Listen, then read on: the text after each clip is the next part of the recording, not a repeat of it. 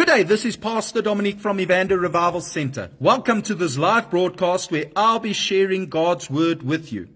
Today I'm in the book of Acts and I'll be reading from chapter 3, verse 2 to verse 8. Listen to what the Bible says. Now a man crippled from birth was being carried to the temple gate called Beautiful, where he was put every day to beg from those going into the temple courts. When he saw Peter and John about to enter, he asked them for money. Peter looked straight at him as John did. Then Peter said, "Look at us." So the man gave them his attention, expecting to get something from them.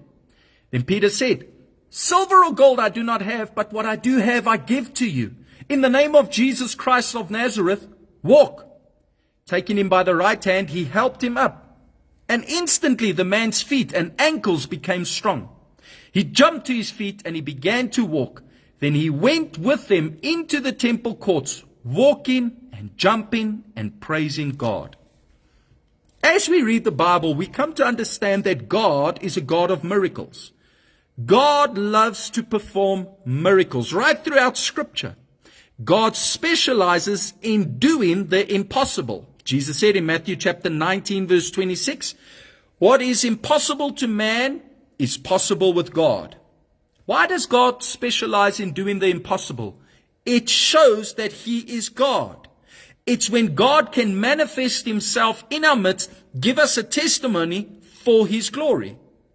I wonder if you're trusting God for a miracle. I'm wondering if you're trusting God to do the impossible. I wonder, what is it that you are trusting God for?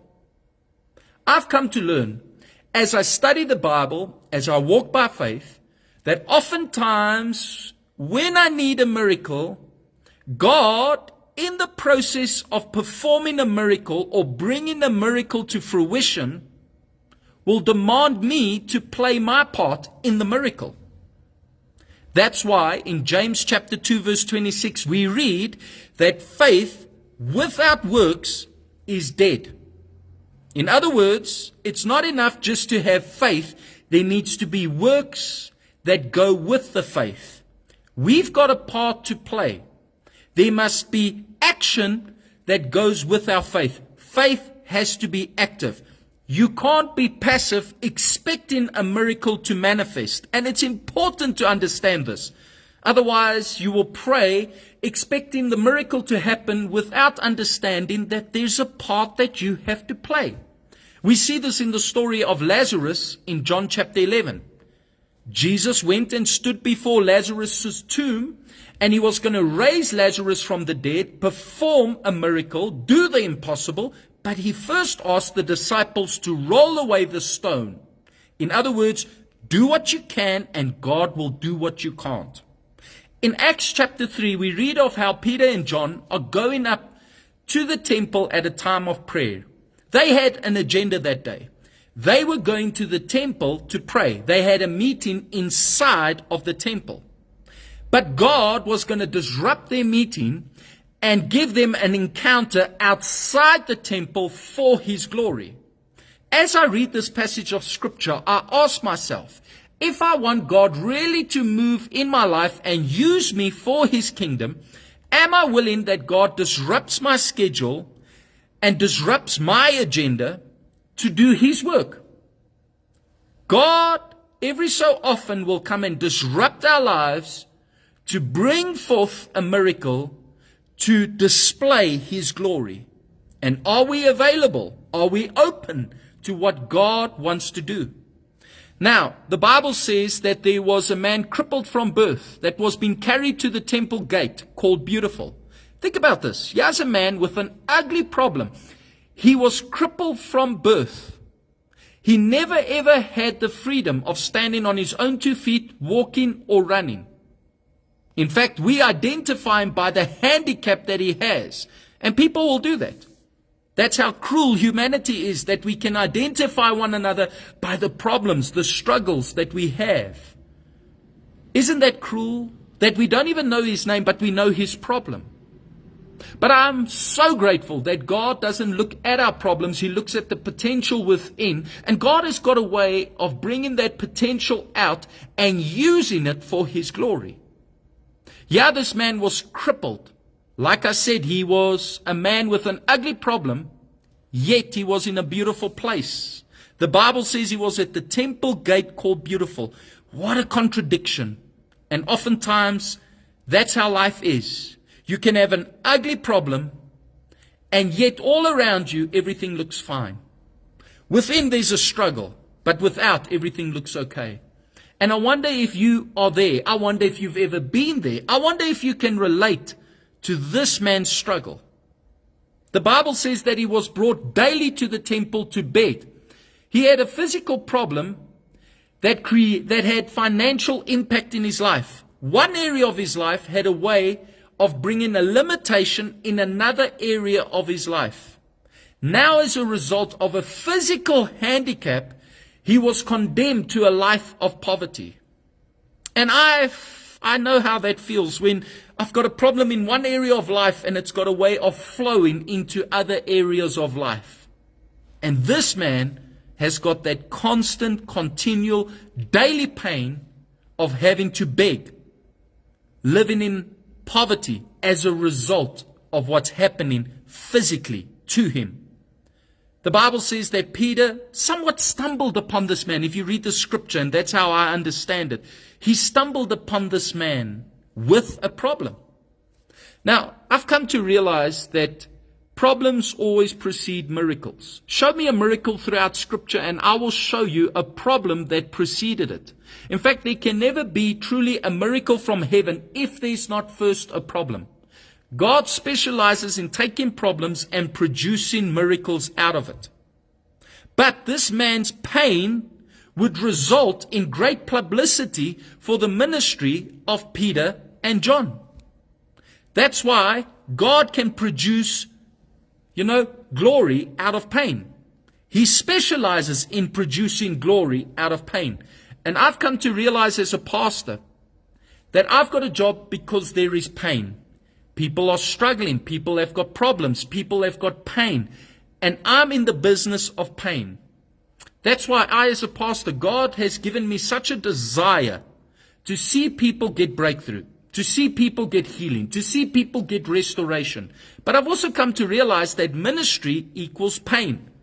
Where there's ministry, there are people that have got pain.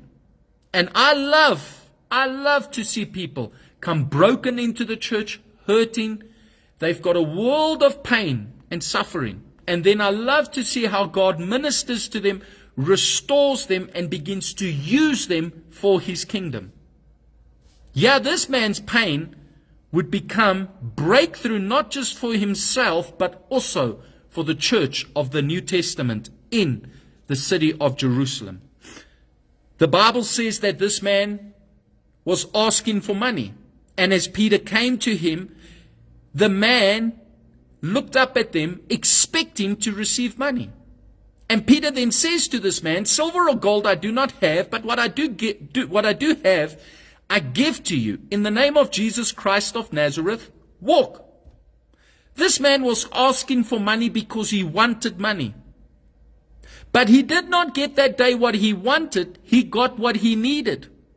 And I want to tell you, God oftentimes doesn't give us what we want. He gives us what we need. And it's important to understand this as a believer, because if you are praying for a want, don't be surprised if God meets your needs instead of your wants.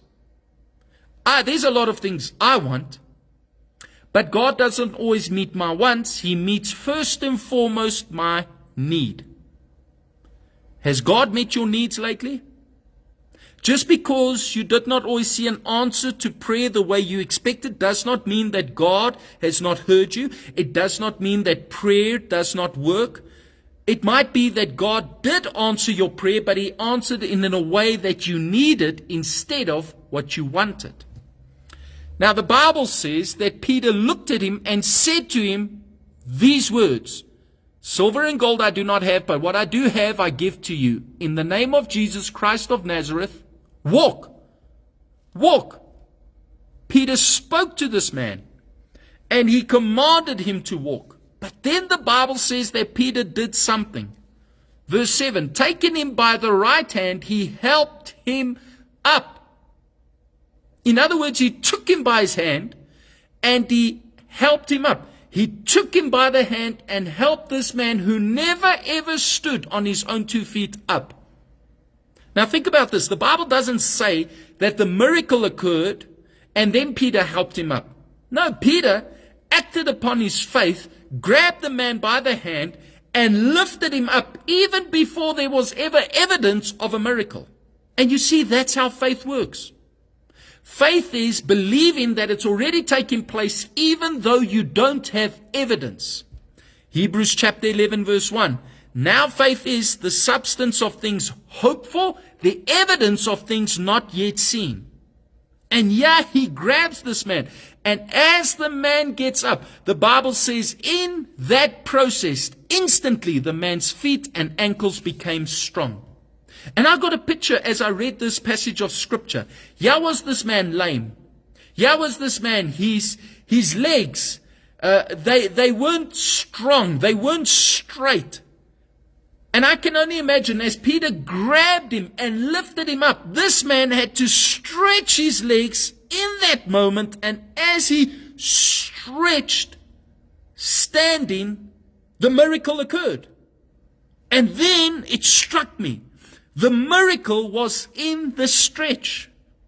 The miracle was in the stretch. He had to stretch his legs to see the miracle manifest. And oftentimes we have to stretch to see the miracle manifest. Now, I will be honest with you, I don't like being stretched. But if I look back over my life, oftentimes when God moved in the most powerful way, it was when He stretched me the most. I like to say that Christians are like elastic bands. You stretch them to find their purpose. An elastic band that's not stretched is not fulfilling its purpose. And so it is with Christians. So it is with Christianity. God has to stretch us so that we can come into purpose, so that we can discover our purpose, but also so that we can be used of God and see the miraculous take place. God is stretching you in this season for a purpose, because it's in the stretch that the miracle will occur. You can't expect just to sit back and for it to happen. You're going to have to play a part. And this is where you're going to have to trust God, that He will be good and faithful in spite of the stretching. Stretching can hurt. Stretching can be painful. But stretching produces miracles. When a woman conceives and she has a baby growing in her womb, as the baby grows, one of the evidence that a baby's growing on the inside of her is that she begins to get stretch marks. Eventually she gives birth to that baby, and as she gives birth to that baby, the baby's born, the baby's in her arms, but evidence that she carried that baby is stretch marks. God will oftentimes conceive a promise on the inside of us, a dream, a prophecy, and evidence that we are pregnant with purpose, we are pregnant with the promise, is the fact that we've got stretch marks. We are being stretched.